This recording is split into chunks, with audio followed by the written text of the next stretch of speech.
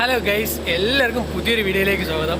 അപ്പോൾ നമ്മളിപ്പോൾ തിരുവനന്തപുരം റെയിൽവേ സ്റ്റേഷനിൽ ഇരിക്കാനായിട്ടാണ്. നമ്മളിന്ന് ബാംഗ്ലൂർ പോകാൻ പോയാണ്. നമുക്കിന്ന് ട്രെയിൻ വന്നിട്ട് കാണാം. ഗൈസ്, അങ്ങനെ സമയമായപ്പോൾ നമ്മുടെ ട്രെയിൻ വന്ന് നമ്മൾ അതിൽ കയറി ഇരുന്നിട്ടുണ്ട്. അങ്ങനെ നമ്മുടെ ട്രെയിൻ സ്റ്റാർട്ട് ചെയ്ത് ട്രെയിനിൽ ആൾക്കാർ ഭയങ്കര കുറവായിരുന്നു. ഇത് തിരുവനന്തപുരത്ത് നിന്ന് സ്റ്റാർട്ട് ചെയ്ത ട്രെയിൻ ആയതുകൊണ്ടാണെന്ന് തോന്നുന്നു ആൾക്കാർ ഭയങ്കര കുറവായിരുന്നു. അങ്ങനെ പൊക്കോണ്ടിരുന്നപ്പോഴാണ് സൈഡിൽ ഞാൻ ഒരു ട്രേ കണ്ടത്. എന്നാൽ പിന്നെ അത് പിടിച്ച് പൊക്കാന്ന് ചോദിച്ചു, ഒരു കൗതുകത്തിന് പിടിച്ചങ്ങ് പൊക്കി വെച്ചു. പൊക്കാനൊക്കെ ഭയങ്കര എളുപ്പമായിരുന്നു. പിന്നെ അത് താക്കാൻ നോക്കിയിട്ട് പുല്ല് താഴുന്നില്ല. പിന്നെ മേലെയും താഴെ എല്ലാം കൂടെ നോക്കി അവസാനം ഞാൻ അത് കണ്ടുപിടിച്ചു. ഈ കാണുന്ന വെള്ള സ്ഥാനത്ത് പിടിച്ച് നിൽക്കുക, അതങ്ങ് താന്നു. പിന്നെ ആരും കണ്ടില്ലെന്ന്, ഇത്രയും നേരത്തെ ശ്രമം ആരും കണ്ടില്ലെന്ന് ഉറപ്പുവരുത്തിൻ്റെ ശേഷം അത് പയ്യെ അങ്ങ് താത്തു വെച്ചു. അങ്ങനെ അതിൻ്റെ കൂടെയുള്ള മൽപ്പിടുത്തം എല്ലാം കഴിഞ്ഞിട്ട് ഞാൻ വെളിയിലോട്ട് നോക്കിയപ്പോൾ ആഹാ, നല്ല അടിപൊളി സ്ഥലം. എന്തിനാ ഒരു പുഴ ആറാ എന്നിൻ്റെ അടുത്തൂടെ പോകണം, കാണാൻ നല്ല രസമായിരുന്നു കേട്ടാ. അങ്ങനെ അതൊക്കെ കണ്ട് ആസ്വദിച്ചുകൊണ്ടിരുന്നപ്പോൾ വീണ്ടും ഒരാറ്, അത് കാണാൻ അടിപൊളി, ഒരു രക്ഷയില്ല. അങ്ങനെ പൊയ്ക്കൊണ്ടിരുന്നപ്പോഴാണ് ഞാൻ ഒരു കാര്യം കണ്ടത്.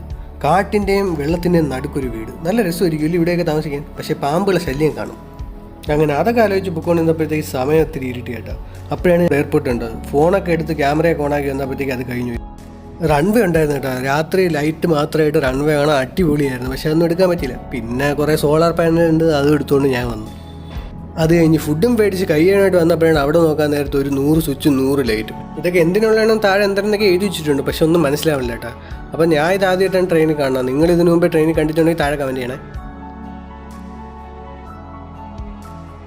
അങ്ങനെ നമ്മൾ ബാംഗ്ലൂർ വന്നേക്കാണ്. ഇനി നമുക്ക് ഫുഡ് കഴിച്ചിട്ട് ബാക്കി കാര്യങ്ങളാവും. അങ്ങനെ നമ്മൾ റെയിൽവേ സ്റ്റേഷൻ്റെ വെളിയിൽ വന്നപ്പോൾ ഒരു വലിയൊരു ഇന്ത്യൻ ഫ്ലാഗ്. അത് കഴിഞ്ഞ് പിറകോട്ട് നോക്കിയപ്പോൾ ഗാന്ധിജി. എനിക്ക് പോകാനുള്ള സ്ഥലം തുറക്കാൻ ഇനിയും സമയമുണ്ട്. അങ്ങനെ ഞാൻ വിചാരിച്ചു റൂം എടുത്ത് റെസ്റ്റ് ചെയ്യാമെന്ന്. അങ്ങനെ നമ്മൾ ഫുഡ് കഴിച്ച് അപ്പോൾ അത് കഴിഞ്ഞിട്ട് നമ്മൾ കുറച്ച് റെസ്റ്റ് എടുക്കാമെന്ന് വിചാരിച്ച് ഇങ്ങനെ ഒരു റെയിൽവേ സ്റ്റേഷനിൽ തന്നെ ഒരു ഡോർമെറ്ററി എടുത്തേക്കാണ്. ഇതെടുക്കാൻ ഒരു 12 മണിക്കൂർ നേരത്തേക്ക് നമുക്ക് വരുന്നതെന്ന് വേണം ഒരു 225 രൂപ കേട്ടോ. ഒരു റൂമായിട്ട് വേണമെങ്കിൽ, ഒരു റൂം മാത്രമായിട്ട് വേണമെങ്കിൽ 3 മണിക്കൂറത്തേക്ക് 400 രൂപയ്ക്കുണ്ട്. ഞാൻ ഇപ്പോൾ ഡോർമെറ്ററിയാണ് എടുത്തത്.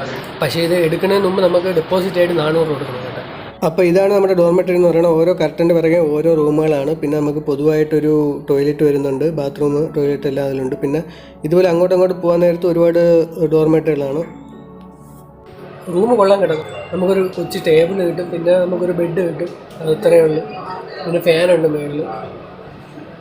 ഒരു ഡോർമെറ്ററിയാണ്, അതായത് ഒരു റൂമിൽ 4-8 റൂം വെച്ച് നമുക്കൊരു കർട്ടൻ മാത്രമേ കാണുള്ളൂ പറയായിട്ട്.